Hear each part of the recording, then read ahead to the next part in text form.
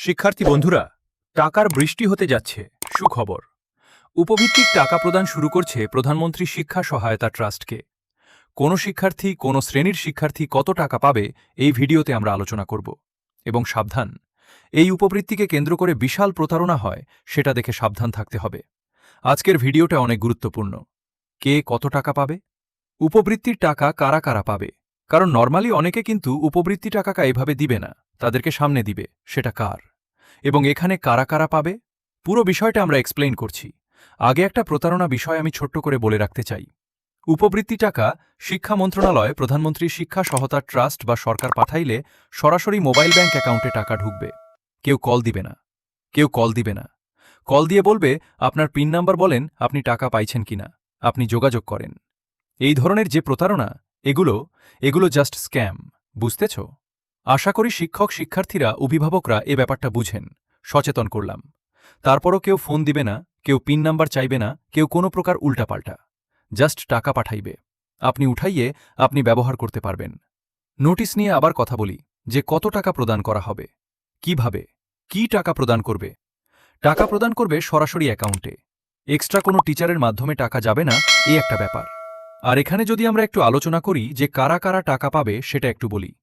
বর্তমানে কিন্তু অনেকগুলো টাকা প্রদান করার কথা রয়েছে, যেমন সমন্বিত উপবৃত্তি, ভর্তি সহায়তা, মেধাবৃত্তি, সাধারণ বৃত্তি, এরকম অনেকগুলো বিক্রির টাকা পাবে শিক্ষার্থীরা। তবে এখানে বর্তমানে টাকা প্রদান করা হবে এইচএসপি এমআইএস সফটওয়্যারে বিদ্যমান ষষ্ঠ থেকে দ্বাদশ শ্রেণী সমমান পর্যায়ে উপবৃত্তিপ্রাপ্ত সুবিধাভোগী শিক্ষার্থীদেরকে টাকা প্রদান করা হবে।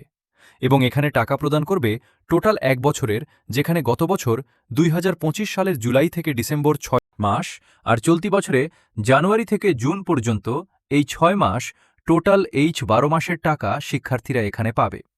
এবং তাহলে বাকি টাকাগুলো কবে পাবে, এই প্রশ্নটা অনেকে আমাকে করতে ছিল। আমি তাদের এনসারটা দিচ্ছি। বাকি টাকাটা প্রদান করবে আগামী এই যে নতুন অর্থ বছর, সে নতুন অর্থ বছরে। কারণ ওই টাকার কিন্তু এইটা যে টাকাটা প্রদান করছে এটা কিন্তু বর্তমান অর্থবছরের টাকা, তাই বর্তমান অর্থবছরে দিচ্ছে, নেক্সট অর্থবছরে ভর্তি সহায়তা, মেধাবৃত্তি, সাধারণত এই টাকাগুলো প্রদান করা হবে। এবং এখানে যদি আমরা একটু দেখি, এখানে তারা বলে দিয়েছে যে উপবৃত্তি শিক্ষার্থী তথ্য অ্যাকাউন্ট নম্বরে পিন, ওটিপি কোথাও শেয়ার করা যাবে না। ওটিপিটা কিন্তু অবশ্যই জরুরি। দেখা গেল কি, আপনাকে বলল কি আপনারা 4 সংখ্যার ওটিপি পাইছেন, নাম্বার পাইছেন, আমাকে একটু বলেন। এরকম অনেকেই ফোন দিয়ে বলে, এগুলো বলা যাবে না। এবার আসি যে টাকা কিভাবে কি প্রদান করবে সে বিষয় নিয়ে আলোচনা করি। কোন শ্রেণীর শিক্ষার্থীরা কত টাকা পাবে, আর এবার একটা আলোচনা করি যে কে কত টাকা পাবে। নর্মালি ক্লাস 6 থেকে ইন্টার পর্যন্ত শিক্ষার্থীরা টাকা পাবে।